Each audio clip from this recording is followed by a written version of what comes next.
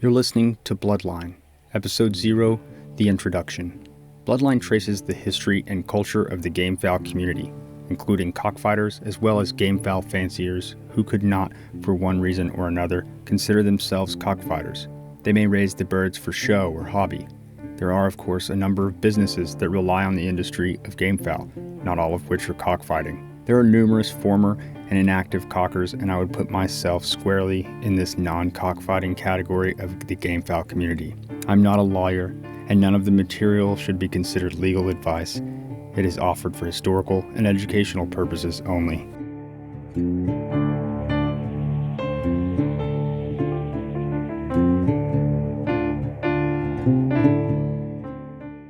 In the Bloodline debut episode, you'll hear Tommy Carano's story as we kick off a series of episodes that look at gamefowl and the law. We'll talk to Tommy about his history with gamefowl and the fight for his freedom in a federal court case a few years back.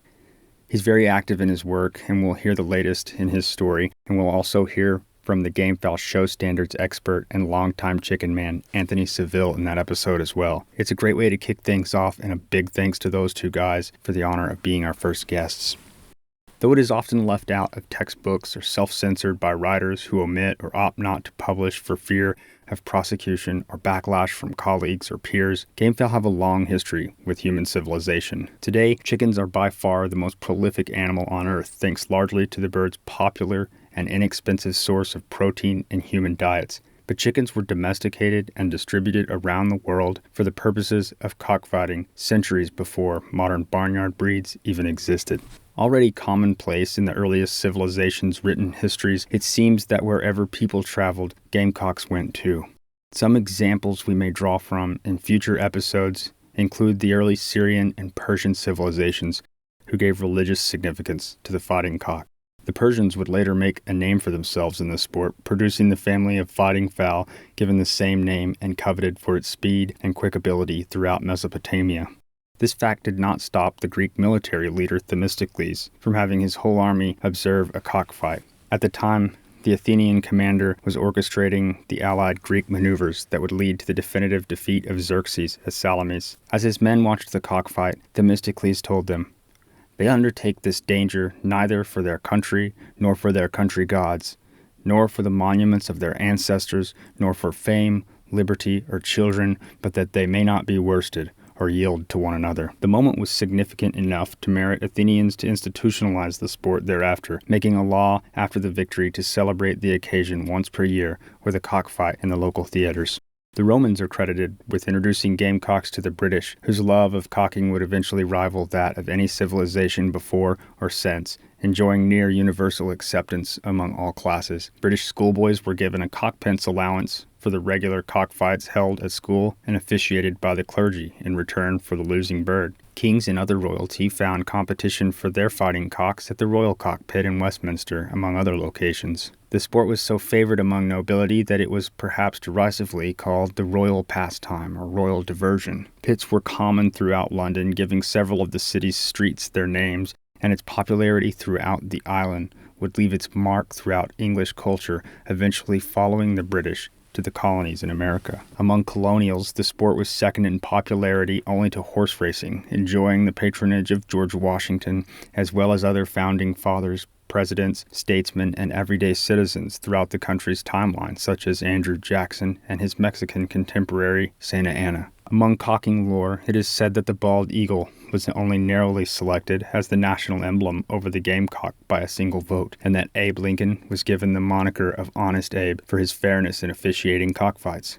Bloodline will explore these claims and more as we uncover the hidden history of the ancient pastime. Since this show explores the stories of the gamefowl community, it seems necessary that, as a way of introducing the show and discussing my favorite topic, that I should share some of my own story first. My name is Jesse Sidlauskas, and I grew up in North Texas. When I was 5, my family bought some land outside of town from a family friend, also a fellow cocker, a Merriman. In a year or two, we had somewhere between 30 and 50 roosters on the yard. My grandpa on my dad's side raises chickens still, and a couple of my uncles on that side have kept yards of their own at various times of my childhood. As a child, I didn't find much to like about the chickens. For one, the work is a lot harder if you don't care about it, and this went on until I was 9 or 10, when Dad insisted that my younger brother Andrew and I put up a show of our own. With Dad's advice, Andrew and I picked the roosters and put them through the keep. After a week or so, they started perking up, and Dad made sure that we noticed that they were acting differently, telling us what he would do if it were him, but making us do all the work, leaving all the decisions to us.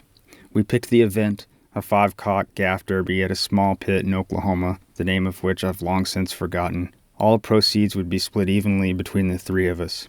At the derby, Andrew and I took turns backstage holding the roosters while Dad tied the gaffs in the cock house before the fights. I think the derby had 20 entries with a $100 buy-in. After paying the buy-in and getting one of us an admission ticket, we had $20 left over for a gentleman's wager with whomever we'd meet in the first fight. Andrew and I had to swap the admission ticket back and forth whenever we needed to go to the car or walk past the office for any reason. We won our first fight and began to get very excited until we lost our second fight. For the next 3 hours, as the heat climbed into the 90s outside, Andrew and I bet against and cursed and prayed for the death of the favorite in every subsequent fight.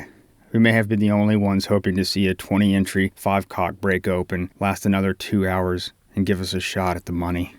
But that's exactly what happened.